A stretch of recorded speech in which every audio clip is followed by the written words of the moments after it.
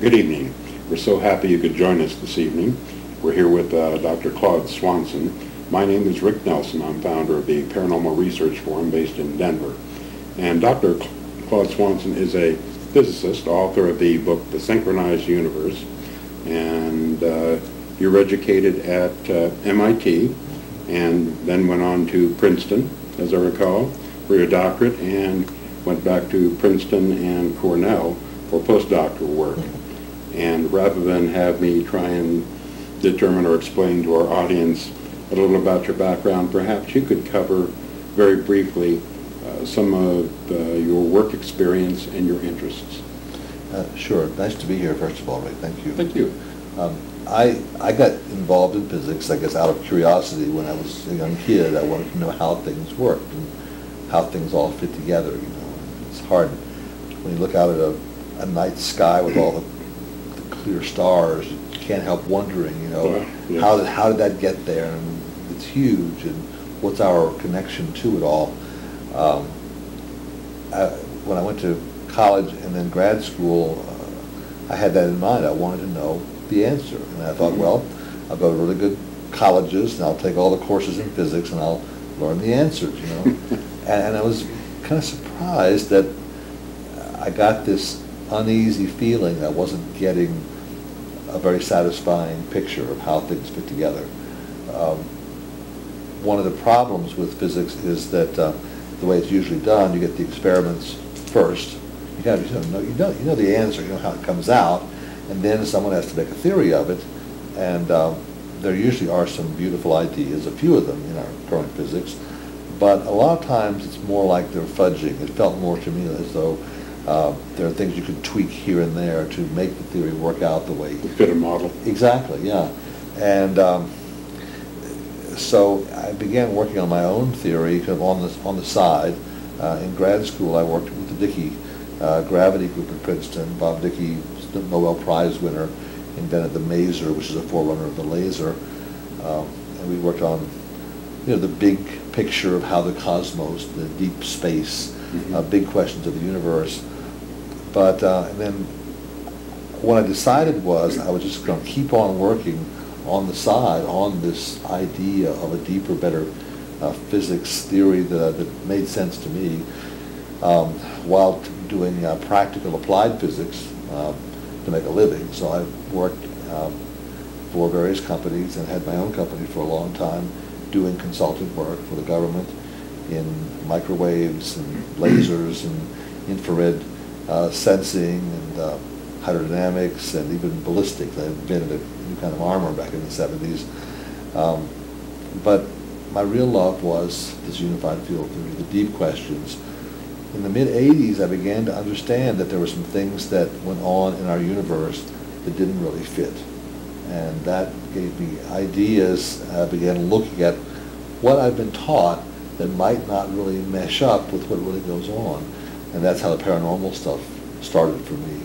And what I've been amazed by is that all of these fields that we're taught don't really happen. They're hoaxes, like ghosts, for example. You know, and you look into it, and the evidence is overwhelming. These things are real. Our science can't explain it, but they're real. We can document its existence, but we can't explain it at present with our current understanding and belief systems. But that is going to be the topic of our talk this evening, is the afterlife, death, and the ghost experiences. So could you perhaps cover some of the brief experiments that clearly acknowledge the presence of an afterlife? Sure. Or another reality that we do not explain in our current three-dimensional daily life. At this point, our knowledge of the afterlife is coming from a variety of different types of experiments and different types of pretty hard data. Number one, we have a lot of people now who have been clinically dead for a certain amount of time, minutes, in some cases even hours. And while they're dead, then afterwards they're revived again. You have technologies now with CPR, etc., that sometimes can bring people back to life. There are some cases where we just can't explain why they suddenly revive. But when they do, they have stories. of what happened while they were, quote, dead. And there's a pattern to these. Dr. Raymond Moody interviewed hundreds of these people and found that no matter what their religion was, they had a similar series of events that they went through. First, they went out of body. They found themselves floating near the ceiling, looking at their body. Next, a tunnel opened up.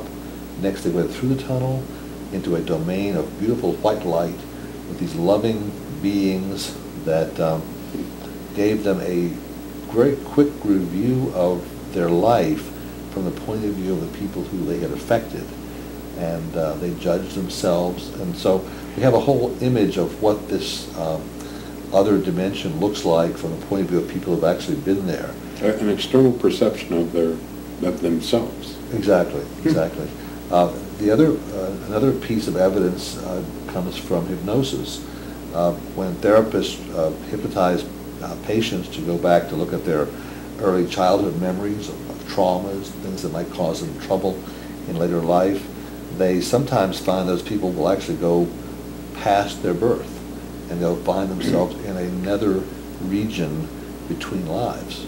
And they're in this heaven-like realm, and they'll be able to describe events. There are actually things that go on. There's training, there's learning. These are in the spirit form. You mean a non-earthly experience? Exactly. With other life forms or beings. Right, right. And apparently it looks as though we all go through something like this. Then if you take the person further back in time, they'll find another lifetime that they had before this one. So from regression hypnosis, we find this same picture that we have a physical life, then we have a conscious existence in a spirit form without the physical stuff, and then beyond that, earlier lives. So this is also there are people who do research on past life cases. A lot of times when children are very young, they will remember their past life.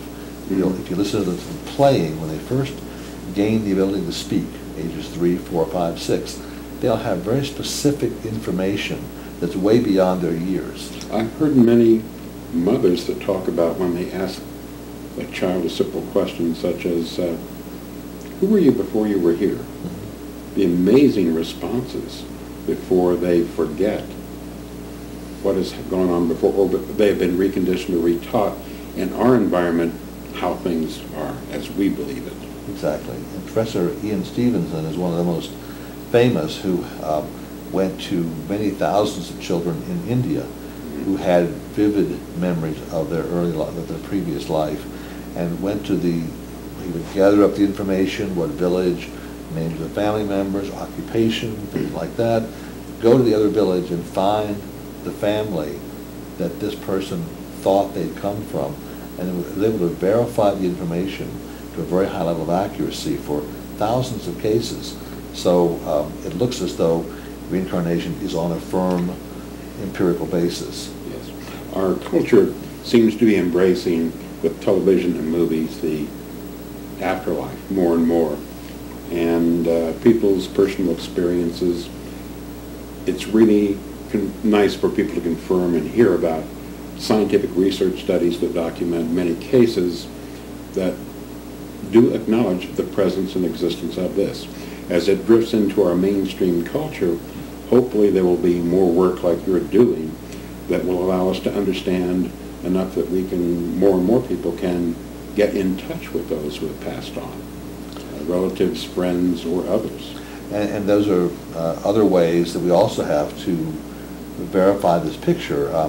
If you watch John Edwards' show, Crossing Over, or whatever it's called this time around, but there are lots of very highly talented mediums who can speak to people when they're in that spirit realm. And the kinds of information they come up with can be extremely accurate. I mean, there are always skeptics who say, well, they were using trickery to make it look like they were getting information. But Professor Gary Schwartz at the University of Arizona has done experiments with John Edward and other highly gifted mediums where they do blind readings without being able to get any feedback at all from the person that they're doing their reading on, and be able to get information about the departed loved ones that are very specific and far exceed chance. So it's actually pretty well documented now that mediumship, at least among the very best ones, is accurate. They're actually contacting some kind of intelligence. There's even now a general area of research called electronic voice phenomena, or EVP, where some ghost researchers have found that spirits in their non-physical form are able to still affect tape recorders to leave messages that when you play them back, you can actually hear them and understand what they're saying. Sometimes you have to slow them down because time in this other realm is not the same as time for us. But communication between these dimensions is one of the really exciting forefronts in this field. Mark Macy, I believe, has done quite a bit of work here in Colorado. Right. He's one of the forerunners over the last 25 years, I believe, with a group of Germans in this arena. But electronic voice phenomenon is something you see on television more and more with the ghost investigation groups, where you can ask, and many people, including I, have been able to ask questions, leave it open-ended and quiet after a question, only to find out afterwards, even though we hear nothing, you can hear a response on your tape recorder. And some of you might want to try that yourselves if you haven't. It's a fascinating thing to realize we've never taken the time or effort to interact with other realities we coexist with. And your work is hopefully going to open doors for people to allow them to accept and realize our potential. Well, thank you. Yeah, the funny thing is, if you go to a graveyard or go to a haunted area, just turn that recorder on, leave it open, and what you may find afterwards is you don't hear voices. Maybe you hear a snap or a crackle or a hiss. It doesn't always sound like a voice, because when these little orbs or these spirits where we think the consciousness is located, when they pass through a tape recorder, they move very quickly. They have only a second or so maybe to leave the message. So oftentimes you have to slow it down before you hear it. But it's surprising how often it's a coherent, understandable voice when you do that. One thing one other piece of the puzzle to me is how this fits in with what we're learning about the human body. That what we're learning with Chinese medicine and Eastern medicine in general is that the body has energy fields around it. And these energy fields really probably arise because of the way the cells have to communicate with each other to get our body to grow into the shape that it's supposed to be. Or not. And to first approximation, and tell cells how to specialize as fingernails or hair follicles, and so this energy field exists on several dimensions. We call them auras, but the etheric bodies? The etheric bodies, right. And it looks as though these bodies exist in sort of other higher dimensions than the physical body, and they're the ones that hang around and persist after the physical body passes on. So that in a sense, the soul, the consciousness that goes on after us, is in these higher dimensional bodies. So the picture is starting to fit together. It seems like with our new technologies, even the conventional technologies, our video cameras, infrared video cameras, we're able to start capturing things we didn't readily have access to. And I presume that's a lot of the experimentation going on. Yeah, it's pretty exciting. I mean, you have to be careful, obviously, with orb pictures. I mean, everyone nowadays is getting little blobs on their photographs, and we call those orbs. Orbs can occur from a bright light off, it's called lens flare, or water droplets and bugs and stuff like that. So but when you discount all those things, and there are various ways of removing those things, there are still phenomena that are real.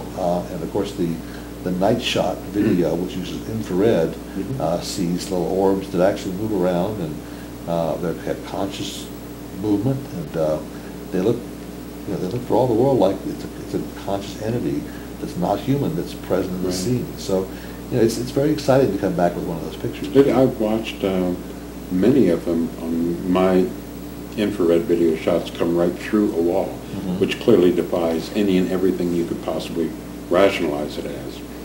But the dimensions that you talk about with your book, it's exciting to realize the potential and the ramifications, communicating with those who have passed on. Or is it possible in your mind to look into the future? It is. I've done a lot of thinking about this. This is one of those great challenges for science, for physics, because we have, in our science, we predict the future all the time. It's built in, we make predictions. But at the same time, we believe we have free will. And some of the wisest people on the planet say we have free will. So that we have these two things. And free will means that you can't predict the future, because the human can change it. And what I've come to the conclusion from a lot of research is that we have kind of a limited or a mixed free will, where events in the future are likely. There are certain events that are likely. It's like a default future unless we... It's a most probable event. So if people do remote viewing, or if a psychic who's a prophet looks into that event, they'll see a certain future. But if there's enough of the right kind of action, or the right kind of prayer, the right kind of meditation, we can shift it to some other possibility, and then next time you look, you may see a different future. So we have some power to change it. It's like Dr. Emoto's work, the influence on water, the measurable influence on human intention. That is such a dramatic experience. Yeah. An experiment to look at and realize we have that much power. And I think when people realize personally what we truly have the ability to do, we start to utilize it more. And the more we utilize it, the more it works in our life. And it's acceptance of our human ability and power that we're never taught through conventional means. Of course, I guess most cultures live off of us being a little more helpless and relying on them to make decisions, choices, and do things for us, but we have perhaps a lot more power than we're taught. Well, we may be approaching one of those great shifts in consciousness. It's always been true in the past that leaders view their job to keep their followers in line and to follow and do what they're told. And that's been the pattern of history. Machiavelli and others had certain ideas on how to make sure that the followers always follow and don't think for themselves too much. But we're at a time now where it may be really important for everyone to wake up, to develop their full conscious abilities, and to look at what's happening around us and decide, are we happy with the present course we're on, or is some other course maybe more advantageous, better for us? And if so, how can we shift events, in a peaceful and positive and loving way?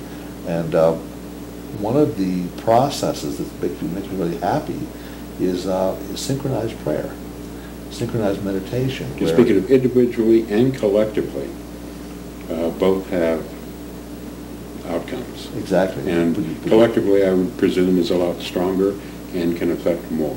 Exactly. When we pray together or we meditate together, we ask with energy and with love, and when we do it together in a kind of synchronized way, it seems to have even more power. So the power of the conscious mind can really change the path that we're on. And I think we're at that time where we might want to change the path that we're on. Is Princeton doing a group consciousness project, as I recall? I can't think of the name. There's something called the Global Consciousness Project that Dean Radin and Roger Nelson have been involved in. They have little devices called random event generators that are electronic, and they can record random events, but they found that human consciousness can shift the pattern of these meters. And when people do these group synchronized prayers around the world, these meters around the world are affected. So it's proof that our mind is able to affect events around the world and really change the path that we're on. There's a measurable result from that. Exactly what it means from there, we're not certain, but obviously we're having impact at some level. Yeah. And again, I think we all sell ourselves short on our abilities. And you're also working on your new book, which you hope to have out here in 2008. And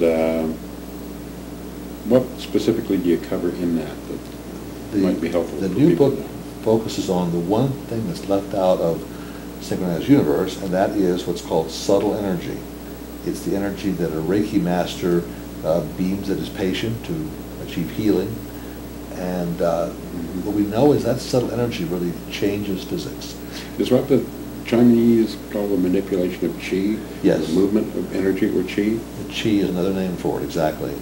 And when a yogi wants to levitate, he builds it up in his body. It seems to be present whenever our physics laws start doing strange things. Mm-hmm. So we each have the ability to influence energy's power, or qi, that we're certainly underutilizing. And it seems like back in the 70s and 80s, we had a lot of self-improvement courses, and all that we're truly talking about is this power of intention and reprogramming ourselves to access that power that we've got. It's been called the life force, Mm-hmm. and it really does change the way the world operates. It changes our laws of physics at every level. So it's really a revolution in science. So my book is really going to be focusing on how that life force operates, what it does for us, how it plays a role in our lives, and and also trying to develop a better understanding of how to use it and fit it into our current science. Your book has really helped me on a lot of levels to see what my personal experiences are confirmed in your book with experiments, and it's allowed me to move a little forward with my perception, understanding, and my actions to achieve different outcomes. And your website is what? www.synchronizeduniverse. Synchronized is SYNCHRONIZED, synchronized. I'm sorry, that's a complicated word, but it's got a Z in it. Well, synchronizeduniverse.com. I guess you got that at MIT. But we just have so little time to cover so much.